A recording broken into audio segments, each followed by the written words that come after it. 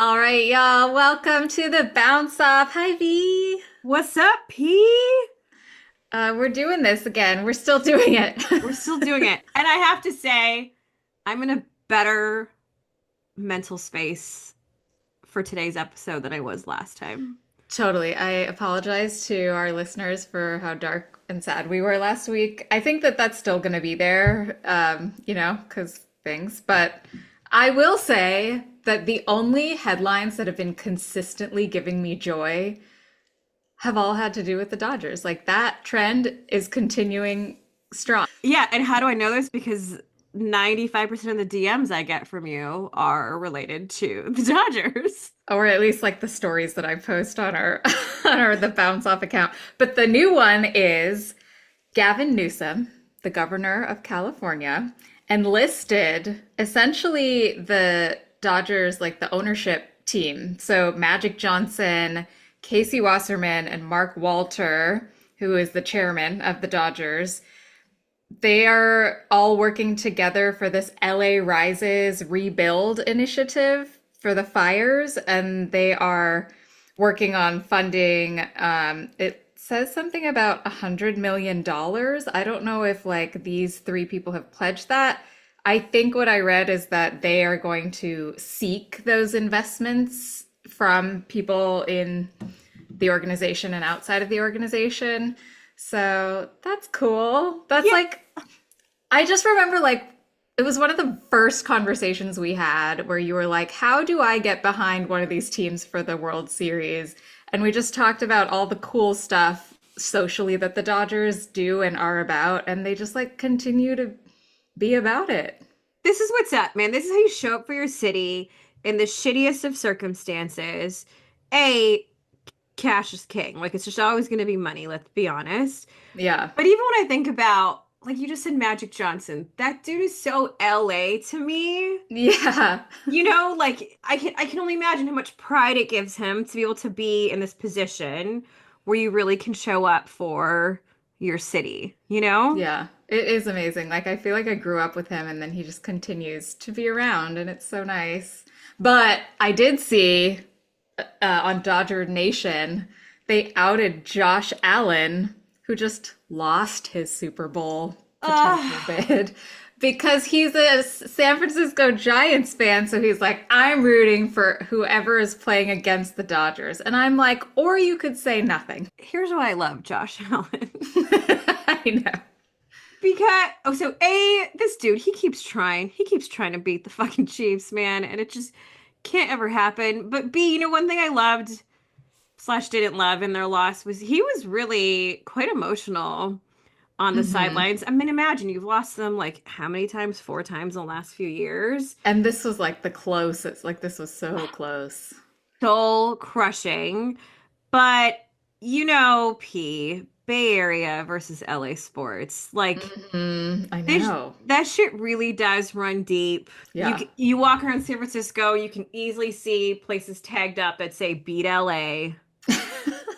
Like just in your random fucking under the freeway shady ass tunnel. Like you just I just like none of that exists here.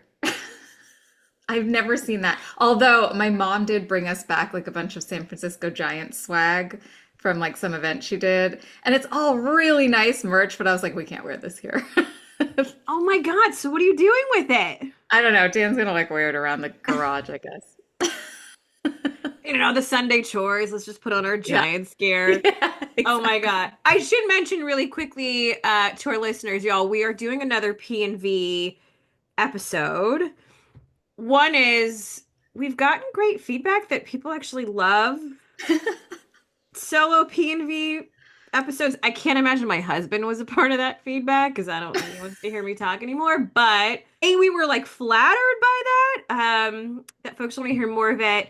And we still, of course, will interview guests when it feels appropriate and when they have something to add, but just wanted to share that we're coming back at you with a P&V episode this week. Yeah, we will do a lot more of these because I think we're working out just like what interests both of us, and we've got some really exciting guests who want to come on, and we will time that accordingly. I gotta say, when the Bills lost, I was like, there goes another Super Bowl I don't care about. Like, I genuinely don't care about a Chiefs Eagles matchup. But the game is more interesting to watch when you have someone to cheer for. So, P, tell me who you're cheering for and why. Okay, to reiterate what I was saying last week, I love cheering against the Eagles because I find their fans, even like the fans who are strangers who have been gross to me, or the fans who I know in my life, to be like slightly obnoxious.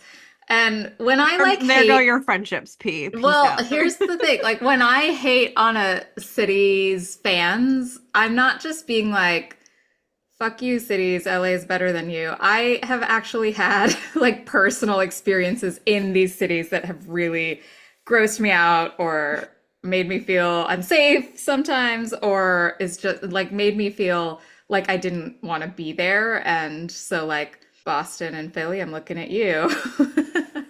I've never And even now been to Boston. I already don't feel safe yeah, and being you there. know exactly. No, it's so real. And like, and now even like some of the Yankee stuff, like I never felt unsafe there, but I saw behavior that totally is reflective of what these two guys that just got banned from the MLB did. Like that attitude is very prevalent. So that's, where I'm coming from. I'm not trying to be prejudiced. But yeah, I always actively root against the Eagles. Also because Dan is a Giants fan. This whole Saquon thing this year has been like very painful and fucked up. And again, if Mahomes wins another one, let him keep trying to break records because Right. Tom Brady needs to stop being the GOAT, I think. Because Patrick Mahomes is legit really impressive.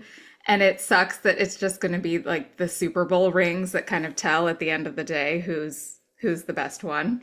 So let's see. Okay, P, challenge accepted. Okay.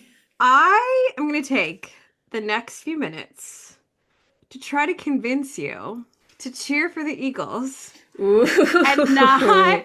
not for the Chiefs. Now, I want to just preface it with if you're on social media and you follow sports accounts, the big takeaway is people genuinely do not like either of these teams. Yes, because the Chiefs always win and the Eagles are the Eagles. That's that about sums up. Yeah, that basically sums it up. So Christian McCaffrey, who plays for the Niners, Yeah. they were asking him like who he's cheering for, and he goes, "I hope both teams lose." It's so sad too because the 49ers have gotten so close recently also and it sucks. So I mean, even so, yeah. Last year the Niners played the Chiefs. Listen, the Super Bowl saw record viewership numbers, and I really think it was because everybody wanted to see the Niners beat the Chiefs. I think Hmm. it was more easy to get behind the Niners than let's say the Eagles this year. Yeah. Okay, I get it. P three-peat. Wow, that'd be amazing to see in our lifetime. Mahomes taking over Brady records. Here's what I want to offer you. I know you. I know sometimes you like to cheer for the underdog. Is this true, P? Yes, yes, that's true. Would you agree the underdog in this scenario are the Eagles? I would say slightly, but I do still feel like it's going to be tense. Yeah, fair. I agree with you. And you know what's so interesting is obviously my freaking psychology research brain remembers all these studies about why we love to cheer for the underdog in general. Right. So one is there's like a bit of Schadenfreude, like Yep. right. So the pleasure we experience because of misfortune of somebody else, like a powerhouse team, Yeah, like or the a Chiefs. consistent like winner who ends up on top. Yeah. That's exactly it. Listen, I'm here for some Schadenfreude now and then. Yeah. Some theories are, hey, we love to cheer on underdogs because we just want the world to be just. Right deep down, we want the world to be fair. So some teams, they just, they pour more money into winning, but we want everyone to have an equal shot. We want to see it be an equal shot. You and I both know in professional sports, equal shots actually don't really exist. Mhm. And of course, the joy that you and I experience when there's this unexpected success that happens. That is our emotional experience is much stronger when it's the unexpected success. Yeah. Same with like unexpected failures. We actually experience more pain. But there are reasons why we love the underdog. Okay, great. That's one reason why you might want to cheer for the Eagles. Two, here it fucking comes. Politics, baby. I know. I know. That looms large over the Chiefs organization. There was a wonderful NBC article that researched decades worth of political contributions from both the Eagles organizations and the Chiefs organization. And the families that own the two teams. I'm not kidding. They looked at over like 1,000 individual donations to try to figure out, okay, well, which politicians do the Eagles support and the Chiefs? The Eagles' principal owner, Jeffrey Lurie, he tends to donate more to left-leaning candidates and committees, whereas the owner of the Chiefs has almost exclusively donated to more conservative causes and candidates. I'm talking like your Ted Cruz and Marco Rubio have gotten money from the Chiefs owners.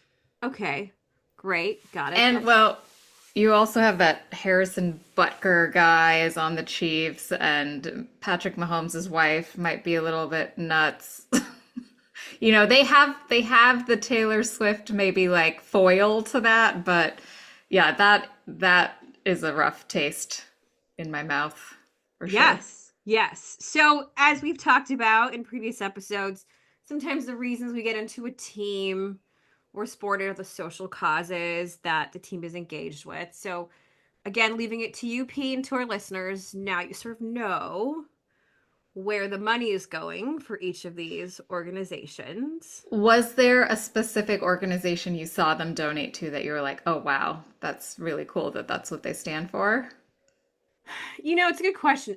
Not necessarily so. It was actually more the trend or the pattern of the types of organizations. Because Now, I can't imagine that that would be like singular to the Eagles in the whole league, right? correct. Yeah, I mean, exactly. KC is like such a like literally middle of America team that I could see that contrast between Philadelphia and the Kansas City culture. I'm glad you mentioned culture, P.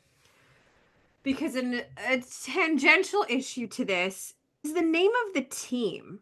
The question Mm. being, why are the Kansas City Chiefs still the Chiefs? Yes. Right? We've seen this movement the past few years where sports teams whose brands have appropriated indigenous culture, now they're changing their names, they're changing their mascots.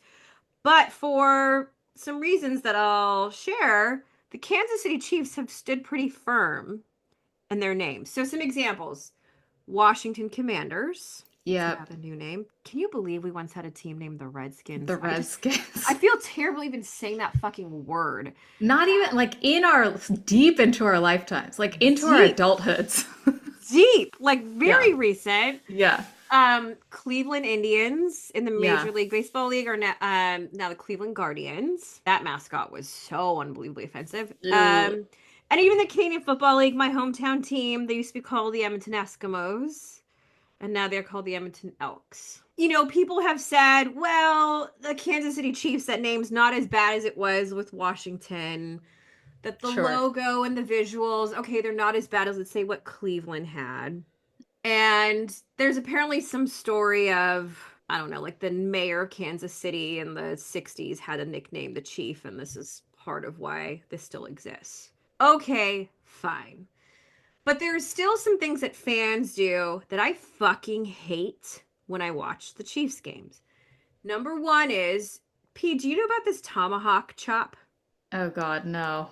Okay, so when the Chiefs score a touchdown, if you look at Chiefs fans in the arena, you will see them doing what they call the tomahawk chop. It's a gesture very much steeped in racism. I fucking hate that it still exists. And so people have said, yeah, but that's not, the organization isn't, okay, Nat, these are just fans sort of doing it. Dude, then tell your fucking DJ or whoever's doing, like, don't do anything that encourages the use of this gesture. Yeah. Because the Chiefs have said, well, we actually have banned, because fans used to wear fucking, like, headdress Oh to the no. games. Oh, just, like, really, like, war paints. Just dumb shit that they used to wear. And now, of course, they have banned that from the stadium. So that's one way that they've tried to influence fan behavior. But damn it if it doesn't bother me that they still do this fucking tomahawk chop. Oh, come on. I know. I know. It's still a thing. The other piece is so Oklahoma City University, they used to be called the Chiefs, the Oklahoma City University Chiefs. They changed their name. Listen, follow the fucking money. I doubt the owners of the Chiefs are gonna have some like real awakening into their morality where they're gonna say, hey, well, business is booming. Let's definitely rebrand. Right. I honestly like forget that they're the Chiefs because I am just like the Kansas City Patrick Mahomes. That's like how I think of that team. The Kansas City guy who's dating Taylor Swift. Oh my God. Yeah, they are the brand. It's so fucking true. It's so true. Now, okay, wait, let me give you credit. Let me give credit where credit is due, which is the Chiefs did actually consult, apparently, like maybe a decade ago, a local American Indian community working group that they had put together. From that, that's where they decided, let's make sure we ban headdresses and face paint and whatever. The name has still remained. Did people in that group say that the name needed to change, like explicitly? Well, there's questions about the What they're releasing what from that? really Yeah. came out of that working group, and Yeah. Because if they were asked by the community and they like explicitly were like, nah, that's messed up. I can't imagine someone being like, "Yeah, go for it. This is great." I mean, I get it.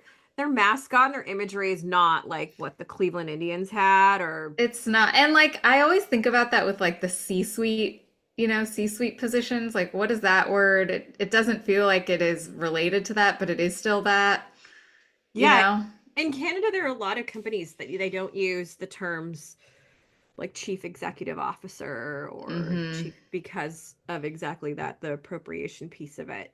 So P, that's just my case for right now. A few things that I want you to consider and for listeners to consider when you're like, okay, I have no skin in this fucking game. Like I don't fucking care who wins. I will in fact be cheering for the Eagles, P. Okay. And I I mean, just want to be you clear. made a good case, but I think what I'm feeling is like we're talking about a league as a whole that is deeply problematic, and so it's just like, okay.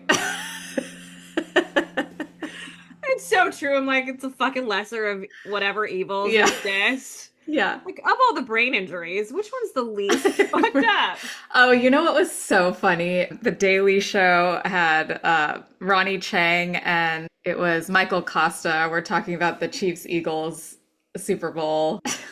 And Ronnie Chang goes, "This is what I love about Eagles fans. There's like more CTE, or they have as much CTE in the fan base as on the field." So fucked up, so good. I know. Oh my God. Oh, Because like these are fans that like climb poles and eat feces without being asked to. also, like, shout out to Ronnie Chang and his hosting duties lately on Daily Show. I feel like he's been He's crushing it. When you think about beginning early career Ronnie Chang to now, like he has honed his chops. He is such a pro. He's so good. His special on Netflix was awesome. Yeah, I love seeing him on there. And he always says something super like acidic and Yes. biting like this, and it's great. Yeah, I love the like non-American born Hmm. correspondent sometimes for that. They feel like there's a lot more bite, Yeah. from the foreigners. It is also just okay to be like, I'm just gonna watch a Super Bowl because of the fucking commercials and the halftime show. Like, Yeah. And the food. entertainment factor. Enjoy your 7-layer dip and fucking Hmm. buffalo wings. Like, it really is. It has like a cultural presence for some reason. I know, last year was like 200 million people or something watched the fucking Super Bowl, like something wild. Jeez. I know not that many people give a fuck about who wins the game. There's a lot of the gathering and the entertainment piece of it. And the gambling. Actually, Troy Aikman just was on some podcast and he was talking about how refs need to really work on getting the calls right because we're promoting gambling so much and people's money is on the line. And so we need to work on making sure we get the calls right. And I'm like, well, I don't think the refs are getting calls wrong to like fuck over gamblers, but okay. Like, what is that what is that suggestion gonna change? I don't You know. But the fact that he was like, it's because we want to be fair to the gamblers was wild to me. That is wild. I wonder if that's like a masked criticism of the refs lately because everyone's been complaining that the Chiefs keep getting all the calls going their Right. way. Mahomes, we know your fucking play, dude. We know your trick. You slow down when you reach the sidelines and wait to get pushed and draw a penalty. Like, fuck, I get it, dude, but ugh, go Eagles. I feel like Dan did a nice job of ingraining a lot of his sports stuff in me.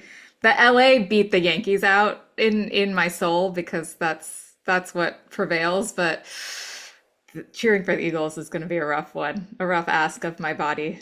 I I get it. In the end, I might just actually be cheering Kendrick Lamar if I'm Yeah, totally yeah. honest.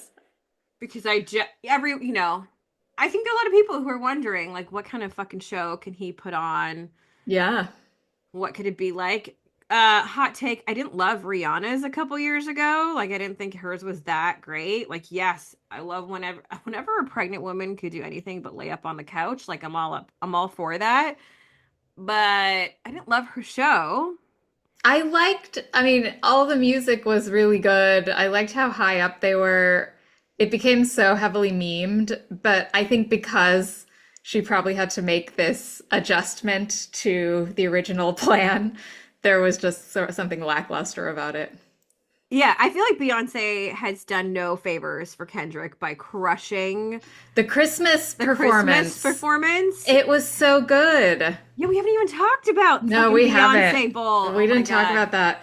Yeah, Yeah. and I'm not like the hugest stan of Beyonce, but I loved what she did. It was so good. It was perfectly executed. I love seeing Blue Ivy. Blue Ivy's my new favorite person in that Me family. too. Me too. Yeah, out of all the family members, she's the one who least annoys me. Yeah, exactly. Like I can picture. She's tall and gorgeous and she danced with her mom. It's so cute. It's so cute. I couldn't agree more. That performance was fucking flawless. I'm Hmm. also like I'm not yeah, I'm not a stan. I'm not okay, Cowboy Carter was like cool, like a really cool experimental album for Beyonce. But that performance is unreal. And now going into the Super Bowl halftime show, that's the show I have in my head, unfortunately, Kendrick. And what's hard is like it was when when a halftime show like really does justice to the place and the origin, especially of the artist, it feels so much more emotional for that reason. So like Beyonce coming back to Houston and doing a country themed performance was just really kind of incredible to think about. And then similarly, Kendrick was in the LA performance that was headed up by Dre. And so it was like, yes, like this, I'm feeling so much about this because of the connection to the place and the history. This is just like Kendrick is performing in New Orleans at the Super Bowl, but he's come Yes. off of like a pretty fun career year for him with this They Not Like Us and the Drake thing. So let's see. Let's see how inflammatory he is. I do think there's one workaround you can have as an artist, which is you that if that's not your hometown, you then feature artists who are then from that city. Yes, love that. Okay, so who do you want to see? I want to see him bring out like John Batiste Uh-huh. or like someone who really currently represents New Orleans vibes. I Yeah. think I want to see a fucking brass band. I want to get the feeling that this show is in New Orleans. So if he does that, I think I could forgive the fact that he's not a hometown hero. Yeah, I love that. I hope he does do that. Yeah, well, stay tuned. P and I will offer our reviews of it because honestly, Beyonce Bowl, like that really fucking set a high bar, I think, for Kendrick Lamar, and he's he's got to get some like great creative director chops here. Yep. Yeah, totally. It was beautiful. Okay, go Eagles. Okay, so P, I was about to talk about hockey And then it reminded me of ice sports, and then it reminded me of this like really awful news headline that has come out. But at the time of this Hmm. recording, it just really happened last night. But there was a fucking plane crash. An Like, American Airlines, but it's like those commuter size aircrafts with like 60 people on it, crashed into a Black Hawk helicopter. And I just do not understand how that happens in Washington, D.C., but likely no survivors. And just found out kind of today that the commuter plane that came from Kansas was carrying a lot of really decorated and accomplished figure skaters because of a camp that was held in Kansas. Really, really sad. It's a really unfortunate crossover of the news and sports today with that accident. it's funny throughout history there have been these really tragic events that have impacted sports, have whether it's a prolific player has died or a team.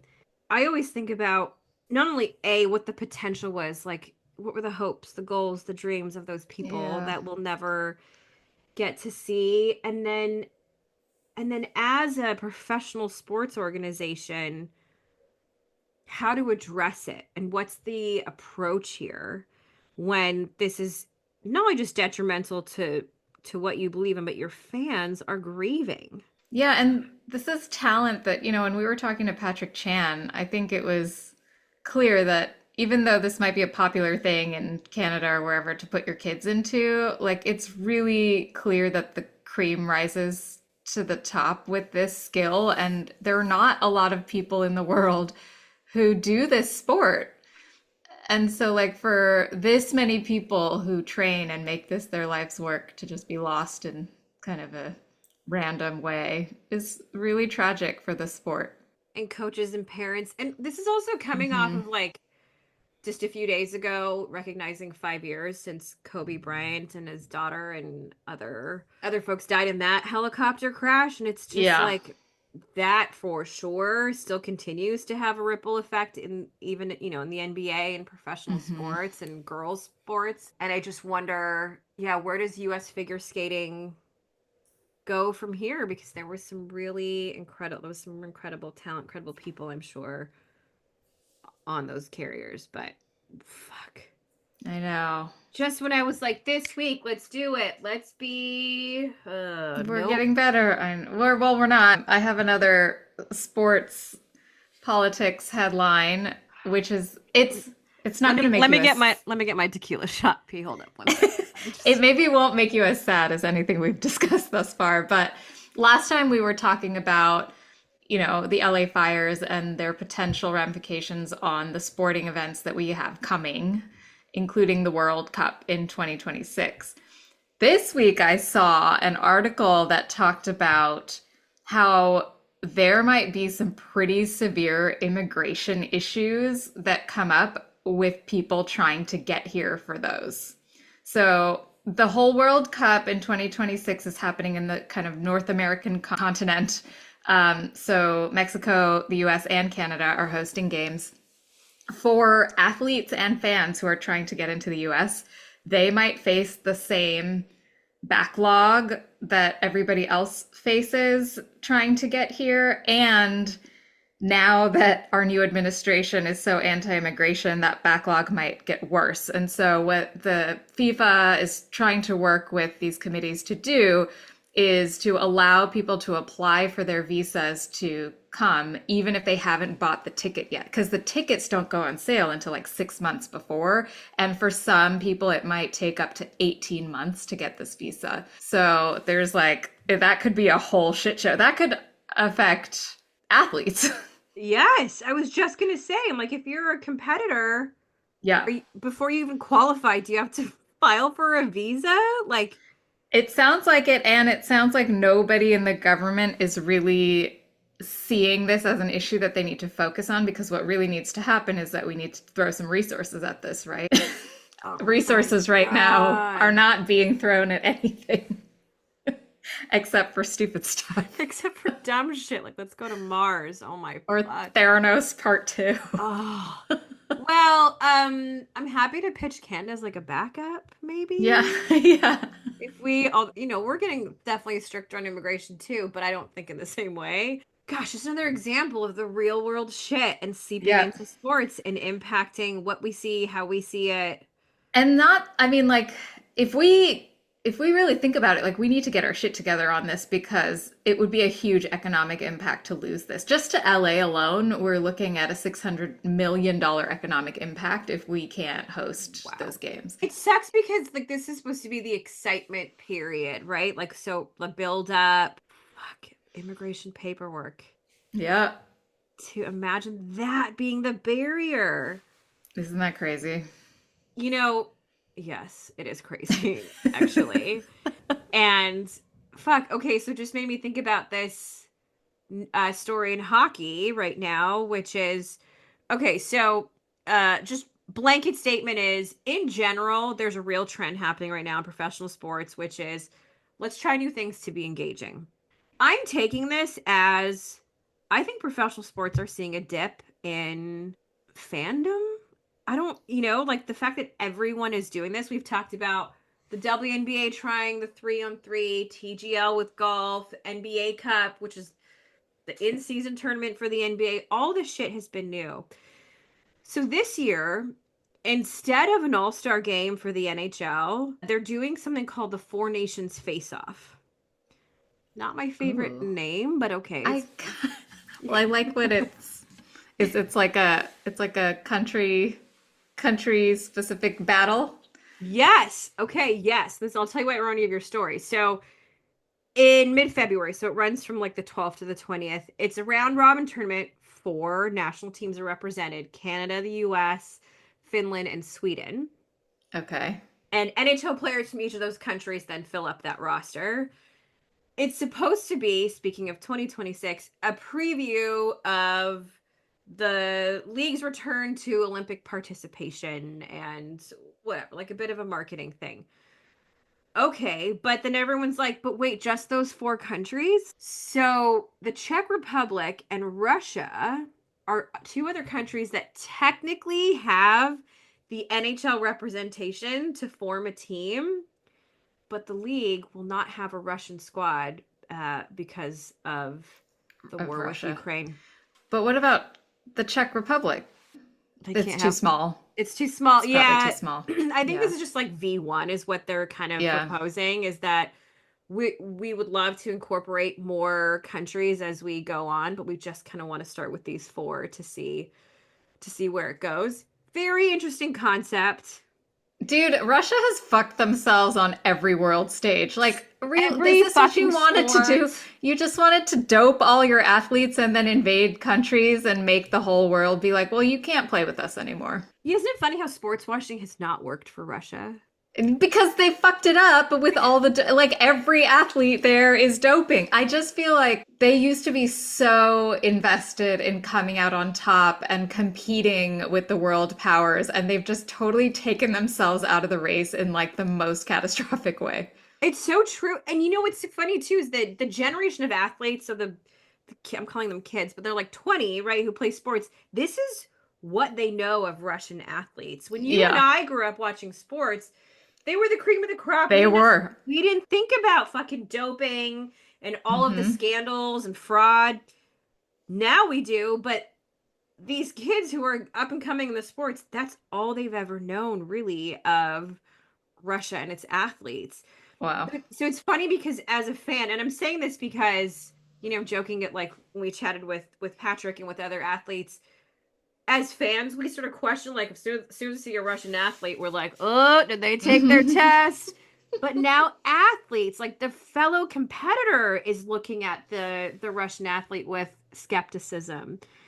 And it's not fun for anyone. So when I heard the NHL was like, we're not gonna do a Russian team, and part of it is because of this war in Ukraine, I was like, God, man, like, how long until American athletes are not going to be allowed into shit with? Dude, honestly.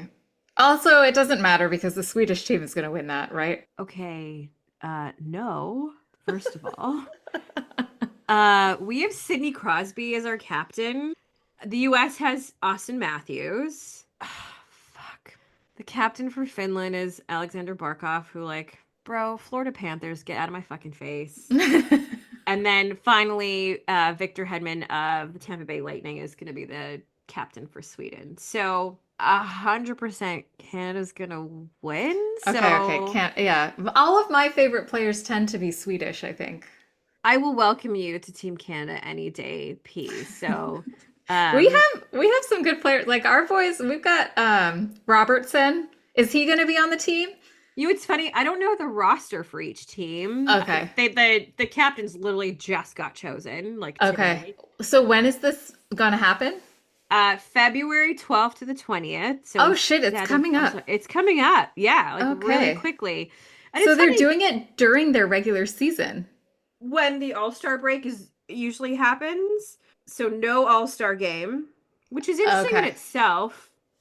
Makes me wonder if it really brought in enough that It was one of the more fun ones though because it was like a skills competition, yes. So it was like Yes. obstacles. That's fun. Love a good obstacle course. But I honestly, speaking of which, like, I don't care about the Pro Bowl. I don't Hmm. care about, I don't watch the NBA All-Star game. Like, it Yeah, just the home run derby, like, yeah, doesn't feel the same. So, yeah. anyway, just want to mention that's upcoming. I, of course, will be watching and happy to offer my thoughts on that. And I would welcome anyone who hasn't really been like watching any hockey games this season. Try this as your entry point because I think it'll be a really interesting format too. Yeah, this is the type of thing that's similar to TGL, the golf league we were talking about last time, where there's like something extra fun about it. It's not just a game in a season where you feel like you sort of have to be keeping up or whatever. This is like you get to root for your country. Yes. That's Which is cool. Canada, right, P? You'll cheer. Look, it's hockey, so I got to give it to you. No one owns hockey like the Canadians. Oh my God, except for our junior team, which is a whole other fucking controversy. But, the US won the World Juniors this year again. And beat Canada. Oh, But Canada's still really reeling from some gaps in leadership because we've had a lot of scandal at the top for the international league and the junior league. Like I'm talking like sexual what? assault type scandals. Oh So God. I know. And I think it's trickling down and I think we got to figure it out. But when you made that claim, I have to be fair that at the junior level, it's really the US right now. So These are all very well-resourced countries that are in the hockey game, huh? resources. Fuck. Where are they?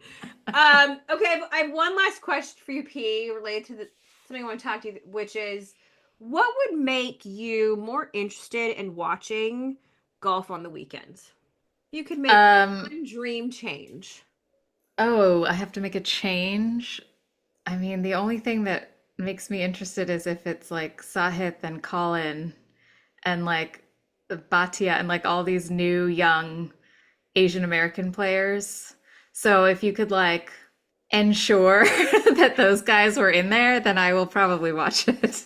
Okay, I love this answer, and let me tell you, you're not alone, P. Ooh, So the PGA Tour announced this week four big areas they're looking at enhancing.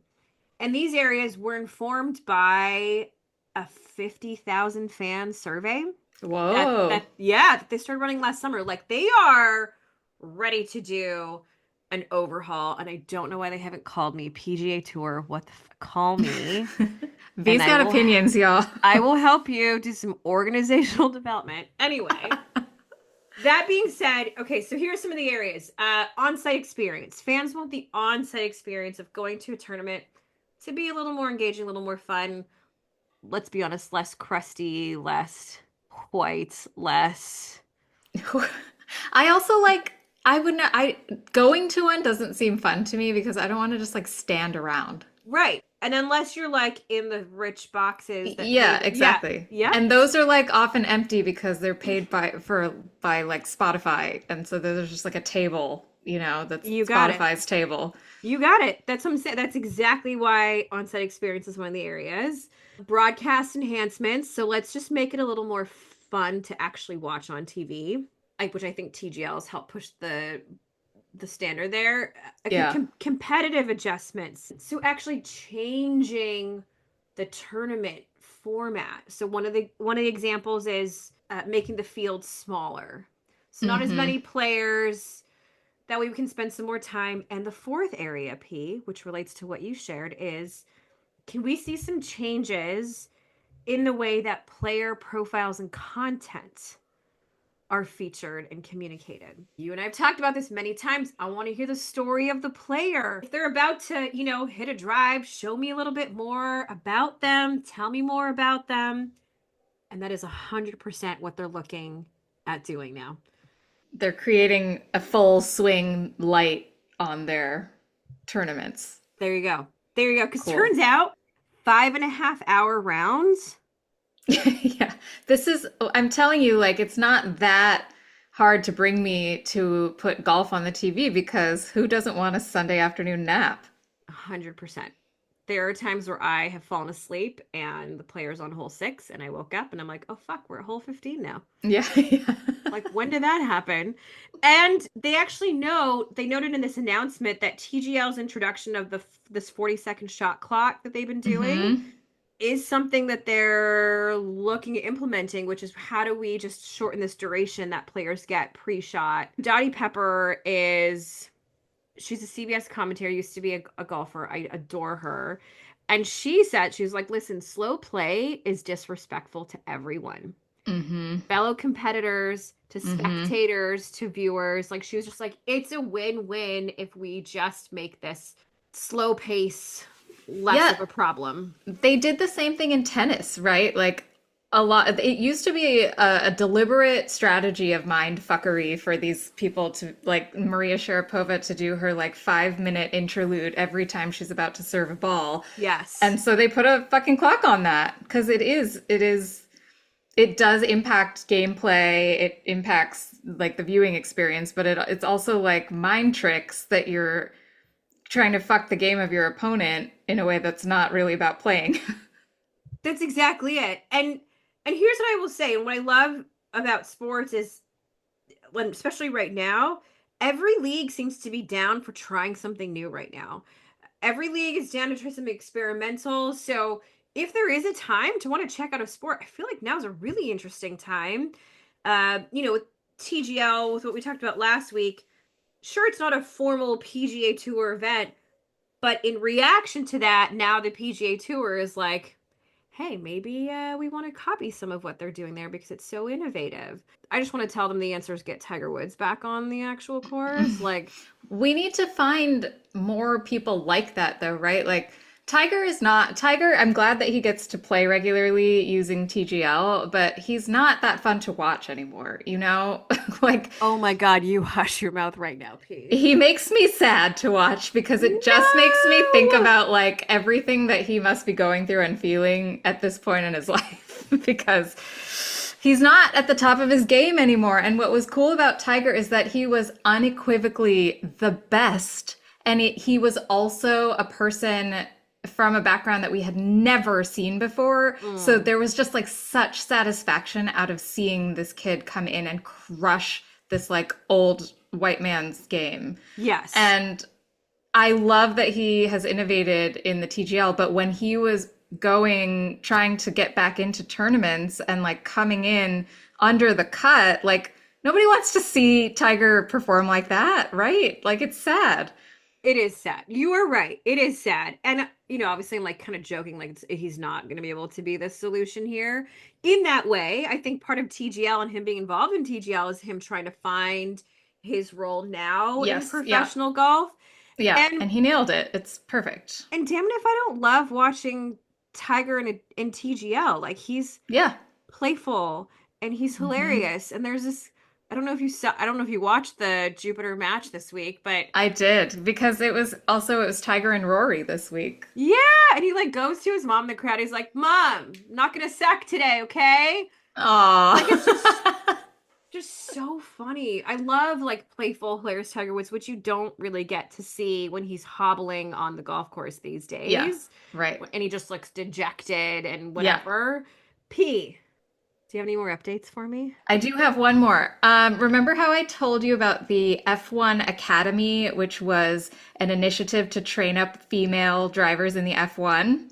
Yes. You signed Netflix. up. You signed up. You're right. I, God, oh, if only. Well, now I'll be able to see step by step how to do it because Netflix is doing a series now called F1 Academy in response to Drive to Survive that follows this very thing. So Oh, we're going to get to see this academy working. We're going to get to meet some of these women, and I'm excited about that. oh my God. Is there a release date for this at all? No, I did Okay. not get a release date. I think it's really early on. Oh my God. I thought you were gonna be like, and I signed up and like unzip your sweater and it's I feel like I'm too old, but maybe not. Let's see. maybe we'll learn. Holy shit, that's dope. Yeah, And you know what? That's completely off the success of the Drive to Survive. Like it just exactly. And she, like the woman who is running F1 Academy, is really smart, right? Her husband is the one who's been a big figure in growing the F1 visibility, and she's like, we're gonna do it for women. So she knows what's up. oh my God, I love this so much for Yeah, everyone. I'm excited for this. So keep an eye out. So V, what are you currently obsessed with? Okay, P, I'm gonna ask you a question, and I want you to be honest with me. Have you ever shoplifted? Yes. Oh my, like I'm close, right? Who We were all teenagers. That's what I'm saying. Who has not shoplifted and went to the drugstore and got like lip gloss? Like, come on, everybody. Okay, but here's my part two. Have you ever, and this is a new concept I'm obsessed with, digitally shoplifted? I think I probably like returned a package that like never arrived and then like it came. And then I just kept Yes. it. Oh my God, yes. Okay, so you have. Ooh, P. I'm looking at you so differently now. No, definitely not. Because turns out millennials and some Gen Zers, of course, but millennials really love to dupe online merchants. I'm not duping them. No, yeah, this is a huge big scam that happens a lot. Like there's a kid I read about in like the Cut article or something who made so much money off of a business that facilitated other people scamming returns. Yes. Like enough money to like buy himself a Ferrari car, you know? Like there's a whole industry around scamming online returns. This is my obsession this week. I had no idea. First of all, I didn't know the term digital shoplifting. Secondly, that there are influencers online who are making insane amounts of money by teaching people how to, in fact, do this. So, digital shoplifting includes claiming a package was never delivered, disputing your credit card charge made by the merchant, Hmm. or saying, the product was never intentionally bought in the first place. There's something blah blah blah going on. That's the way I have digitally shoplifted before, where I'm like, this website description was not accurate of the product, and like, just keep it. And I'm like, great, I will keep it.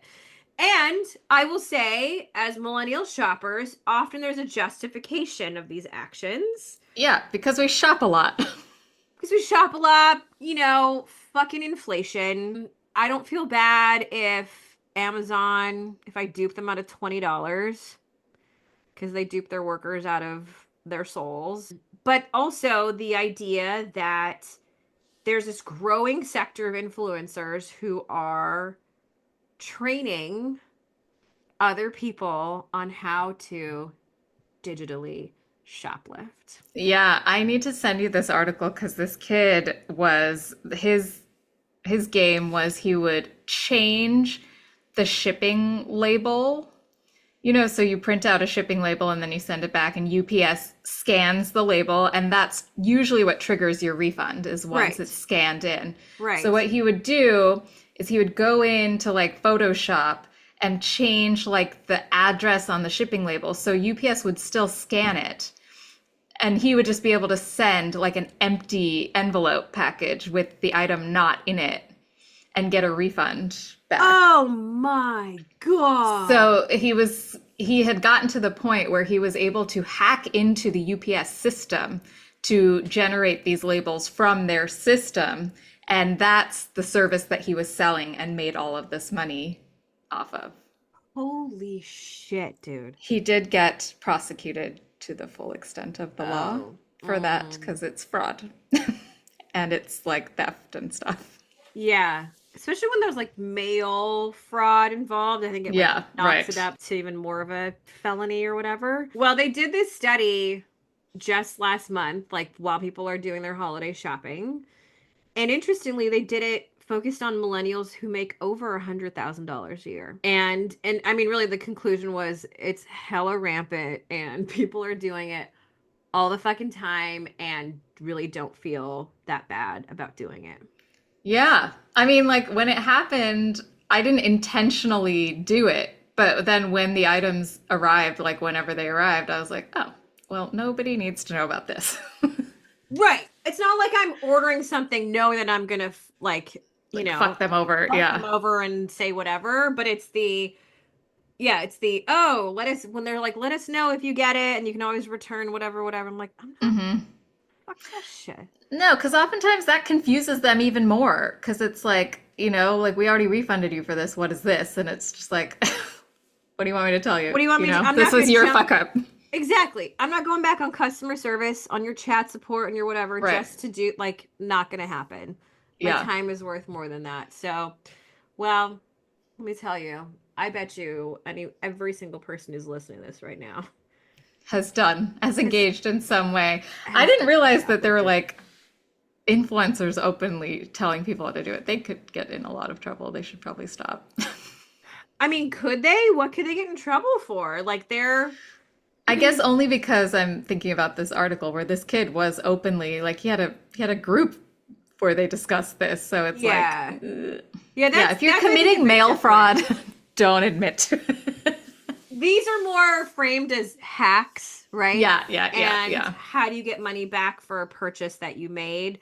So it's not that you're not paying for something, it's what do you need to put in the return slip to make sure it's a refund? What do you need to, what do you Yeah. say to a chat support person so that you get a refund versus whatever, a replacement item or. Totally. I do feel like for a lot of retailers, like brick and mortar retailers, this used to be easier to do, and they've put a lot more safeguards in place. But when you're talking about digitally or a company as huge as Amazon, it's not prudent for them to put that much effort into the kind of like product loss. Exactly. It's really not worth their time either as a Yeah. business. So I see it as a win-win.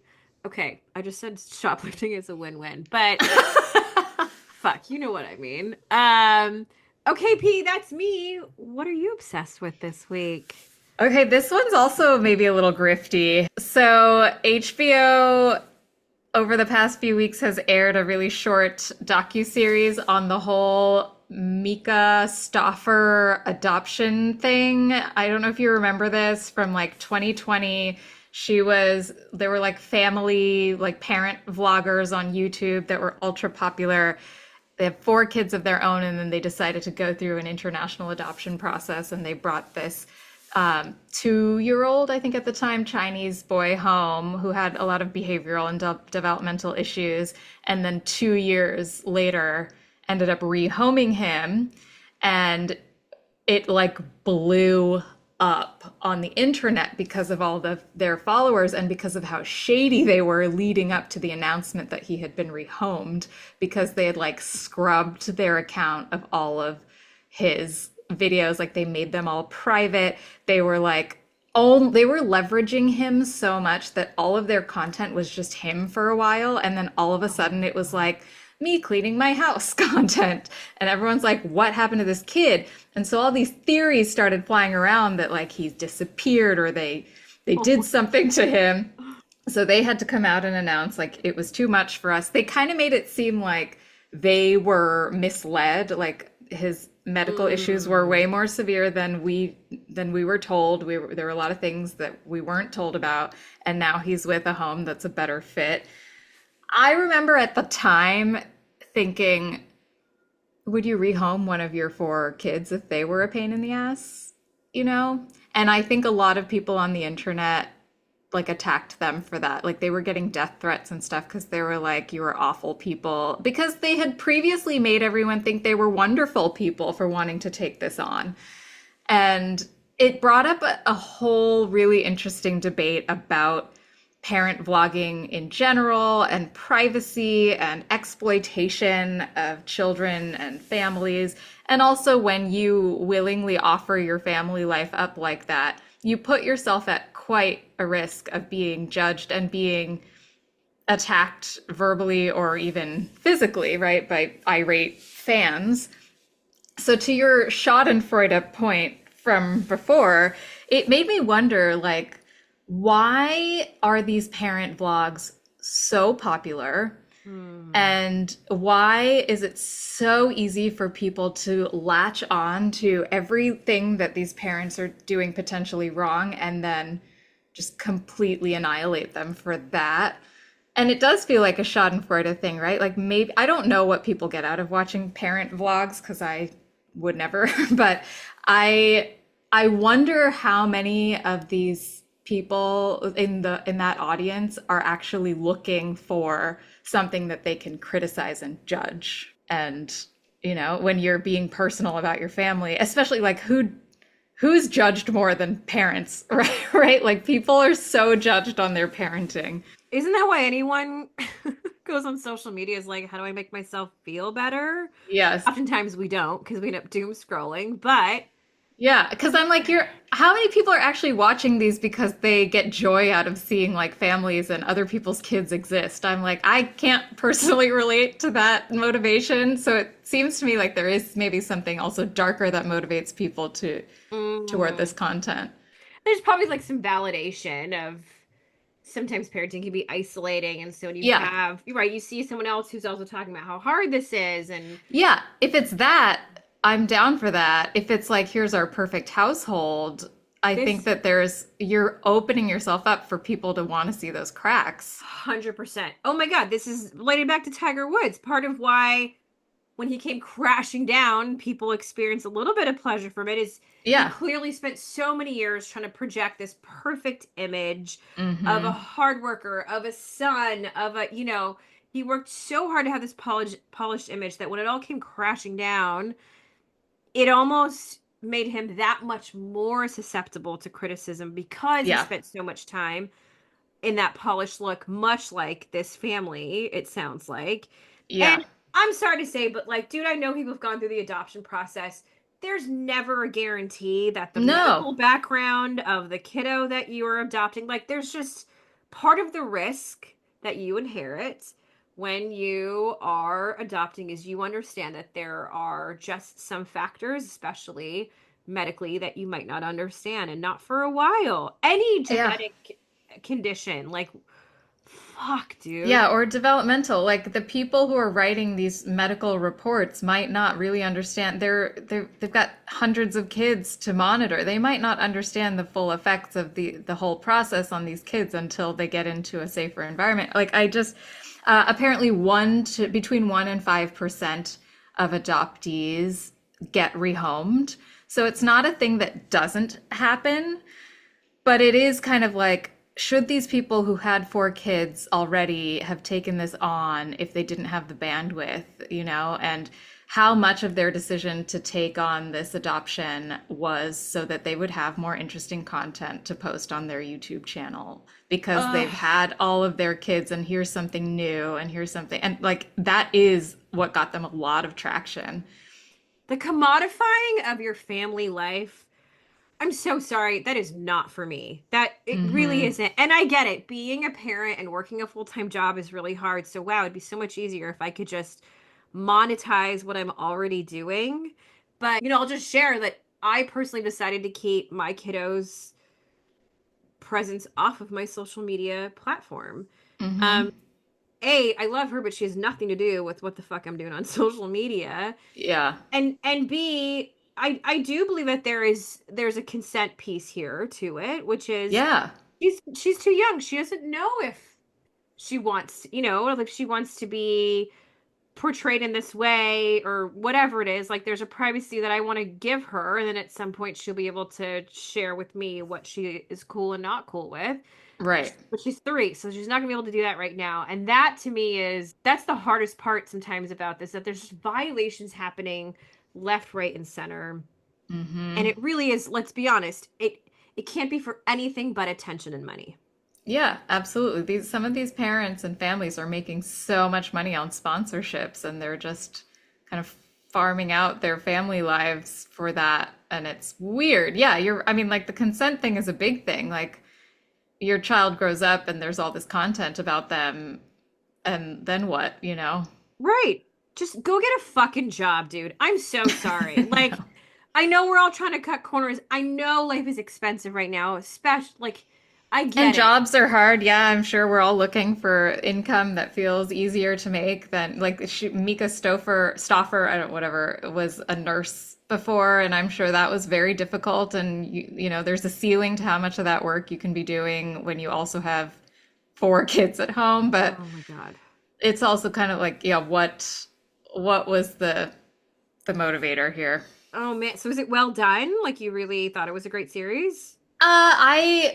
I will admit that it was like watching a train wreck, you know, like I knew this story. It doesn't necessarily add any other information. It breaks it down if you're not super familiar with the details, and it brings in adoptee and adoption professional perspectives that are interesting. I feel like it's a very balanced look at things. It doesn't like necessarily villainize them, but it was just for me kind of like I get to relive this like scandal that happened and like broke the internet a little bit. And so I got really upset. Like I went down a hole of looking at the original article, and then there have been all of these revisitings since then.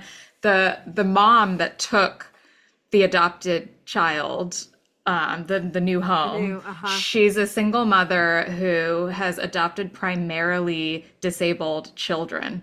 And so you can find her on Instagram, and I went down the hole of like looking for this kid and her family now and Oh trying my to see. God. And I'm not the only one. Everyone has been checking on this kid, right? That's I'm why she's probably sure. grown a following too. Oh, dude. Okay, this reminds me. We were watching A Real Pain with Kieran Uh-huh. Culkin and Jesse Eisenberg, and my girlfriend was like, "So, like, are we gonna raw dog this movie?" And I was like, "What? Yeah. Yeah. What does that even mean?" She was like, "No Googling during the movie, Yeah. no fact checking, researching shit even afterwards." No IMDb. No, I was like, "Oh fuck!" Because the first thing that happens, there's like this tour guide in the movie, and I'm like, "Where do I know this dude from? Oh my God, where is he from?" Yeah. Fuck! So anyway, as we get into like Oscars season, which I can't wait to hear more from UP. I'm so pumped because Conan O'Brien's hosting. But as we get more into it, I'm like, this is my challenge in the next month is to like raw dog more of these films. Yeah.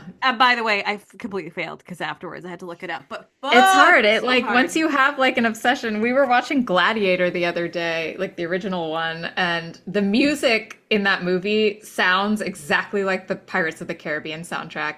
And I was like, I know Hans Zimmer was involved in one or both of these. I need to confirm. And I don't know why I need to confirm. I just need to Yeah. confirm. Oh my God, Zygarnik effect. That's what we'll call Yeah. that. That's what that will be. Oh, that sounded advanced. Just closing the loop in our brain, you know? Just feels Oh, good. yep. Yeah. No, that's like a brain scratching an itch. Yeah. Yeah, that's literally all that is. Like that's all that is. So more raw dogging in 2025. That's my New Year's resolution, baby. It's a good exercise. Thanks, everyone. Thanks, V. Peace out, P.